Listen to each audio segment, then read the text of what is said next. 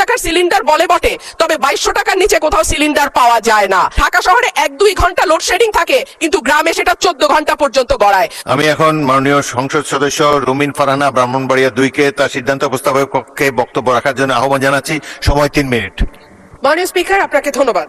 মাননীয় স্পিকার, মেঘনা আর তিতাসপাড়ের দেশ ব্রাহ্মণবাড়িয়া, ওস্তাদ আলাউদ্দিন খাঁ কিংবা শচীন দেব বর্মনের দেশ ব্রাহ্মণবাড়িয়া, কীর্তন আর বাউল গানের দেশ ব্রাহ্মণবাড়িয়া, ছানামুখী মিষ্টির অপূর্ব স্বাদের দেশ আমার বামনবাড়িয়া, দিগন্ত জোড়া হাওড়ের দেশ বামনবাড়িয়া, আবার তুচ্ছ বিষয়ে ট্যাটা নিয়ে মাঠে নামার দেশও কিন্তু ব্রাহ্মণবাড়িয়া।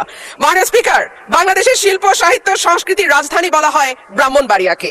এই মাটিতে একদিকে যেমন সুর সম্রাট ওস্তাদ আলাউদ্দিন খাঁ বা শচীন দেব বর্মনের জন্ম হয়েছে, তেমনি এই মাটিতে জন্ম নিয়েছেন ধীরেন্দ্রনাথ দত্ত বা অলি আহাদের মতন সংগ্রামী চরিত্র, যাদের কল্যাণে বাংলা আজকে আমাদের রাষ্ট্রভাষার স্বীকৃতি পেয়েছে। মাননীয় স্পিকার, আমার নির্বাচনী এলাকা ব্রাহ্মণবাড়িয়া 2 এর অন্তর্গত আশুগঞ্জ একটি শিল্প নগরী। এখানে সার কারখানা, বিদ্যুৎ কেন্দ্র, চাল কল, মিল